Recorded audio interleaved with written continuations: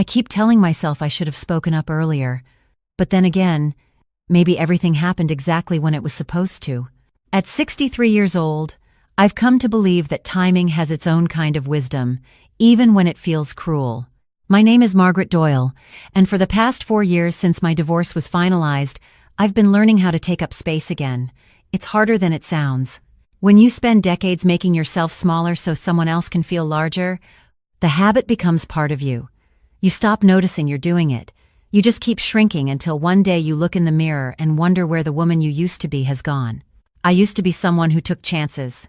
Back when I was 22, and fresh out of university in Halifax with a French literature degree and absolutely no sensible plan, I bought a one-way ticket to France. My mother thought I'd lost my mind. My father said nothing, which in his language meant the same thing.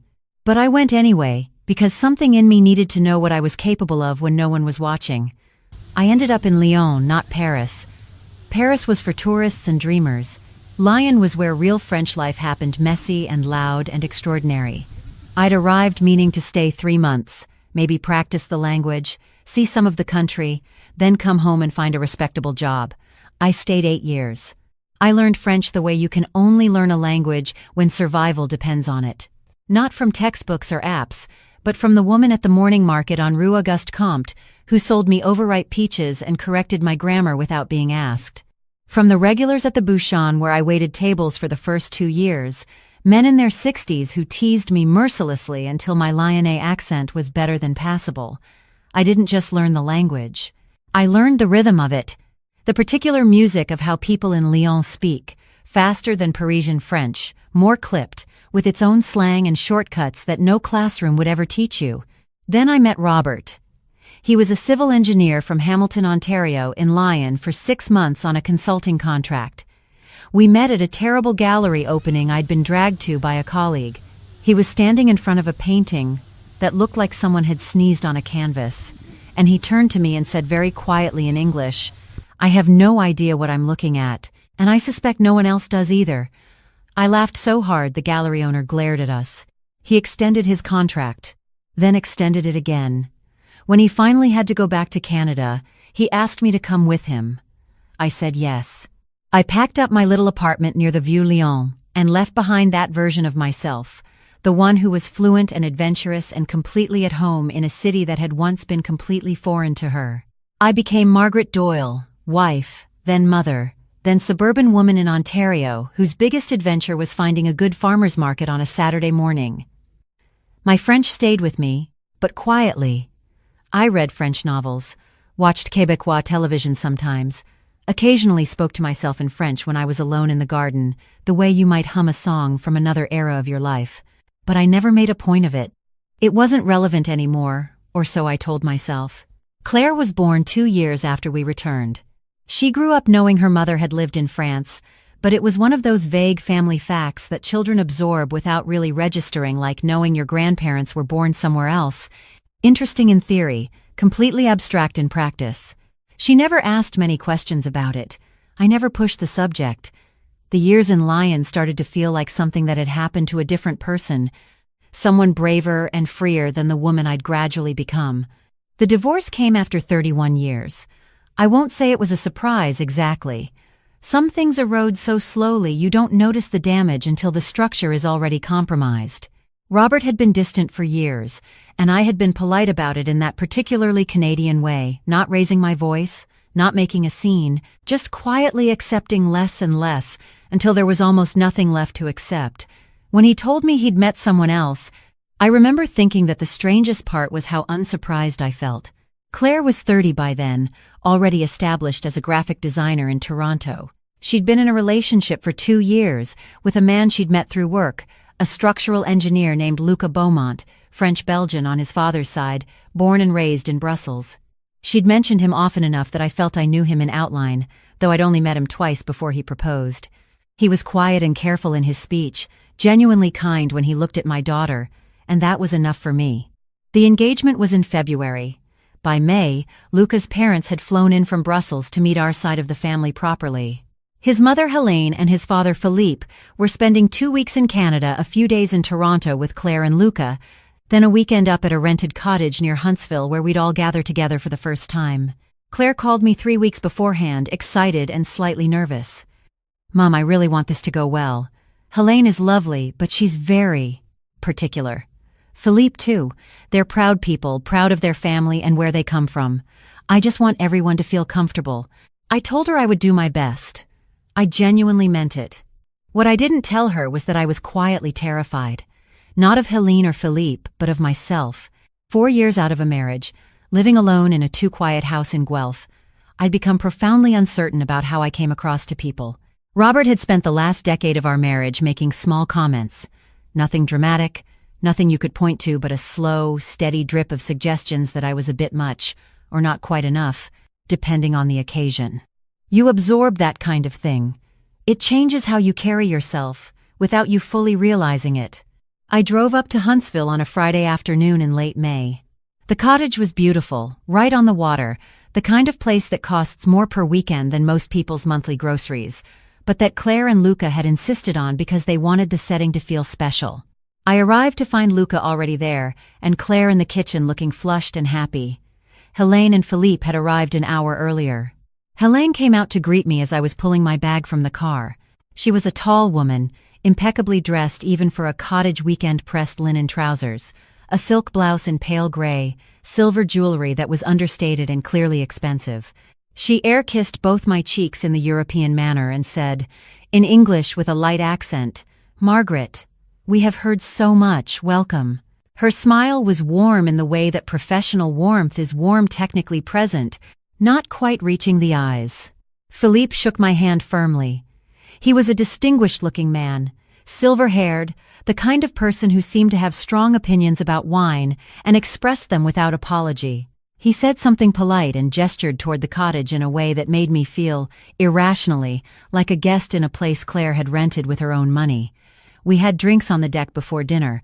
The evening light was doing extraordinary things to the lake, turning it copper and gold, and under other circumstances I think I would have found the whole scene deeply lovely. Instead, I sat slightly apart from the main group, nursing a glass of Ontario Riesling, and watching the conversation flow around me in that particular way it does when you're not quite part of it. Luca's parents spoke English well, but when they spoke to each other or occasionally to Luca, they shifted into French without seeming to notice they'd done it. It's a natural thing, falling into your first language with people who share it. I understood that. I sat quietly and listened and said nothing, and they had absolutely no reason to think I understood a single word. The first exchange I caught was between Helene and Philippe, while Claire had gone inside to check on the pasta and Luca was getting more drinks. They were speaking quickly, quietly, in the comfortable shorthand of a couple who has been together for a very long time. Hélène said, in French, that the cottage was charming, if perhaps a bit rustic for her taste. Philippe agreed, adding that Canadians had a particular fondness for that kind of thing, nature as a substitute for culture. It was dismissive, but not malicious. The kind of thing people say when they're not trying to be cruel, just being honest with each other in what they believe is privacy. I took a sip of my wine. Then Luca came back, and Hélène touched his arm and said, still in French, "She seems sweet, your Claire. A little simple in her tastes, maybe, but good-natured." She glanced toward the door where Claire had disappeared. "The important thing is that she makes you happy." Luca replied that Claire absolutely made him happy, and that he'd appreciate it if his mother didn't describe the woman he intended to marry as simple. Hélène waved a hand. I meant it as a compliment. Simple is honest. Simple is pure. I kept my face perfectly still. When Claire came back out and we moved inside for dinner, the seating arranged itself naturally in a way that placed me at one end of the table with Philippe, while Hélène, Luca, and Claire clustered at the other end, in the easy intimacy of people who have already established their connection. The food was wonderful. Claire had cooked bœuf bourguignon from a recipe she'd been practicing for weeks, and she'd done it beautifully. Philippe complimented the meal with genuine warmth in English, then turned to me and asked politely about my work. I'd been teaching English at a private secondary school for 22 years. I'd recently retired. He nodded in the way that people nod when they're processing whether a piece of information is interesting or not, and have concluded it is not. Then he turned away and said something to Aline in French across the table, low but not quite low enough. He said that he understood now why the daughter was a little unpolished. The mother seemed like a kind woman, but not someone who had ever really seen much of the world. I set down my fork very carefully on the edge of my plate. Helene replied in French that it wasn't a criticism. Plenty of people lived quiet, small lives and were perfectly content. It wasn't for everyone to have ambitions or curiosity or the courage to build something beyond the ordinary. She said it gently, the way you might observe that someone has plain taste in furniture. No malice intended. Just a verdict delivered in what she believed was a sealed room. Claire looked up from her conversation with Luca, catching something in the quality of the silence, even if she hadn't understood the words. "Everything okay down there?" "Wonderful," I said. "The wine is lovely." I reached for my glass. My hand was completely steady. I was quite proud of that. Philippe refilled his own glass and then, to Helene in French, said he only hoped that Luca wouldn't spend his married life having to carry the weight of a wife who had no real roots, no real cultural foundation. He wanted grandchildren with a sense of where they came from. I looked at him across the table. He was looking at Helene. Neither of them had any idea. I waited until Claire excused herself to bring out dessert, and Luca followed to help.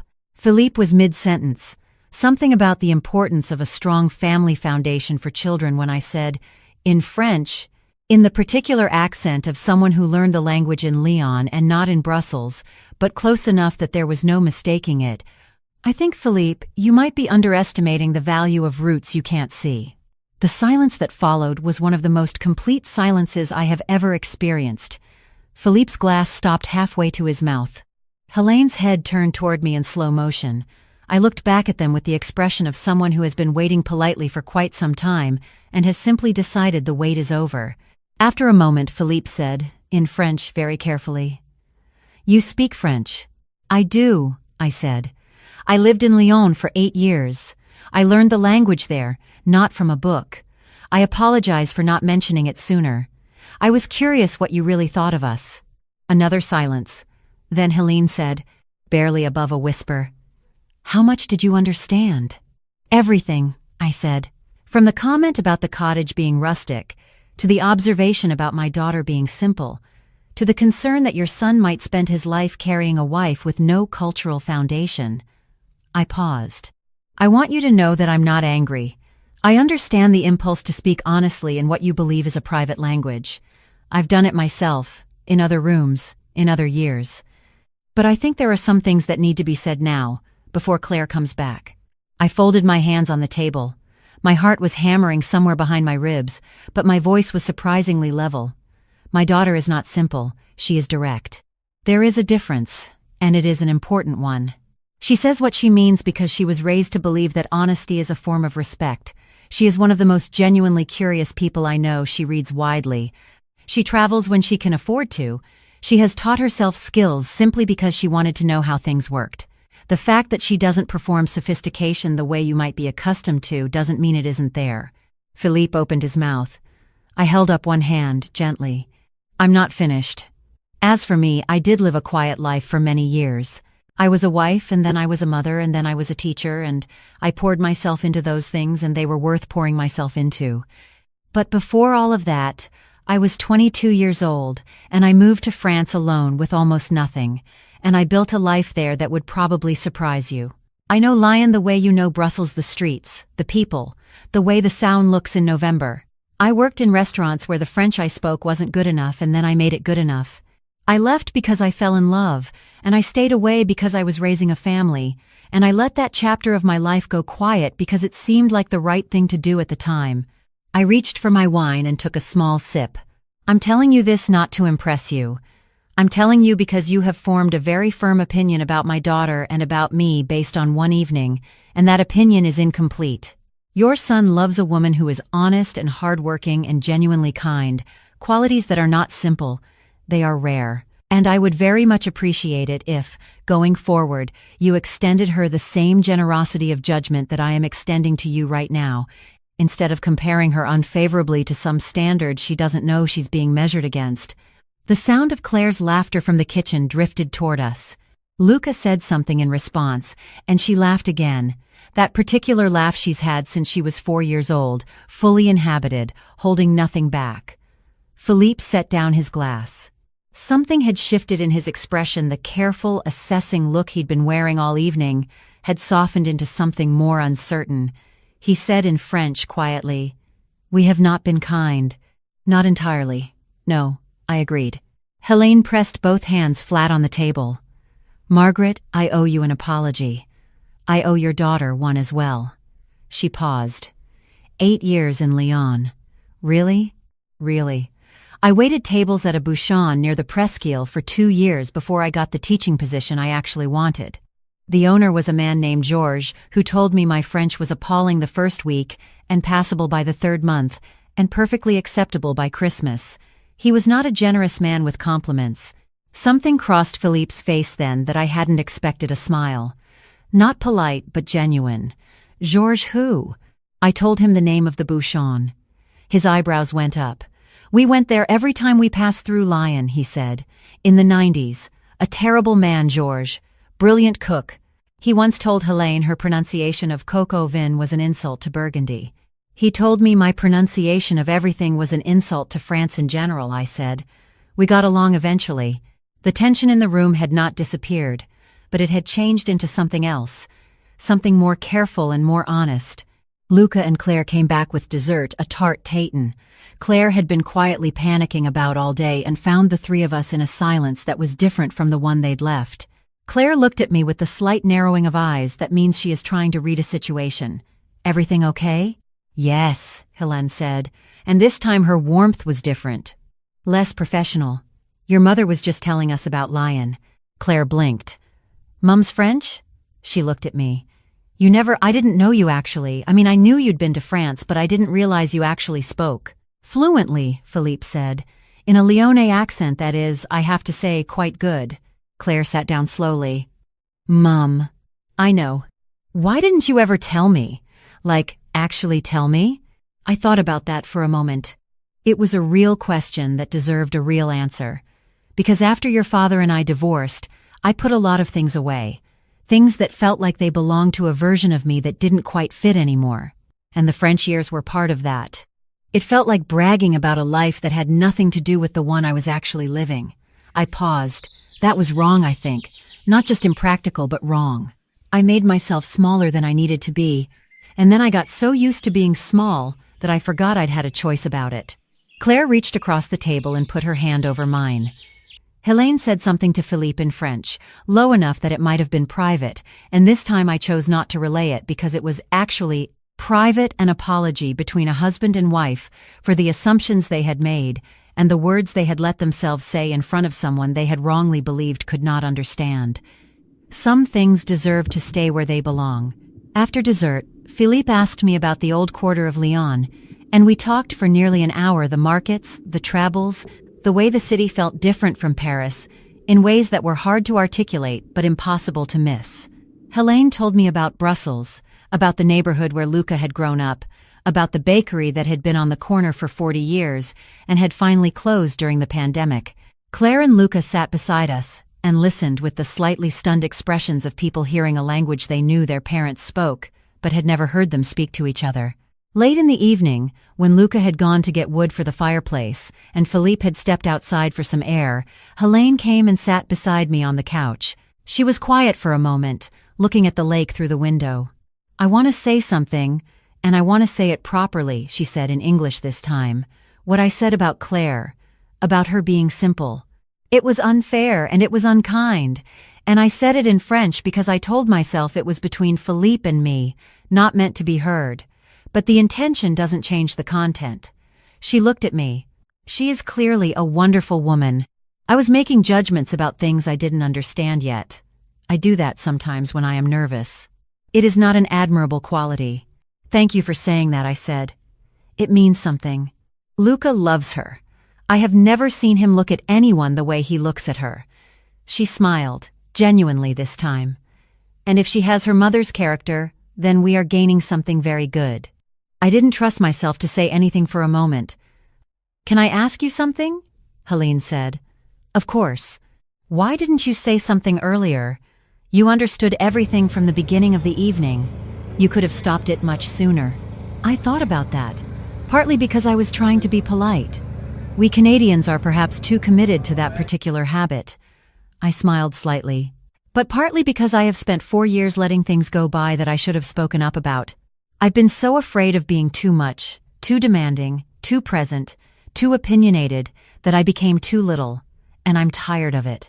I'm 63 years old, and I've lived in Lyon, and raised a remarkable daughter and survived a difficult marriage with my sense of humor reasonably intact. I think it's time I stopped apologizing for being a person. Helene was quiet for a moment. Then she said, "My grandmother used to say something. In French, it doesn't translate perfectly, but roughly a woman who has made herself invisible to keep the peace has given away the only thing that was truly hers." Your grandmother sounds like someone I would have liked. She was formidable. Helene looked out at the lake again. You remind me a little of her, actually. Philippe came back in from outside, stamping his boots at the door, and glanced between us with the particular expression of a man who has walked into a conversation and correctly assessed that it is not for him. He went to find the whiskey. The evening wound down slowly, the way good evenings do. Claire made tea and Luca found a card game none of us were especially good at, and we played badly for an hour while the fire burned down.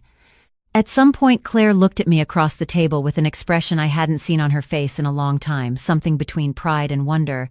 The look she used to give me when she was 8 years old and I did something she hadn't expected. Before I drove back the next morning, Luca walked me to my car. He was quiet for a moment, hands in his jacket pockets, looking at the lake. "I wanted to say thank you," he said, "for last night. For what you said about Claire. She didn't need me to defend her.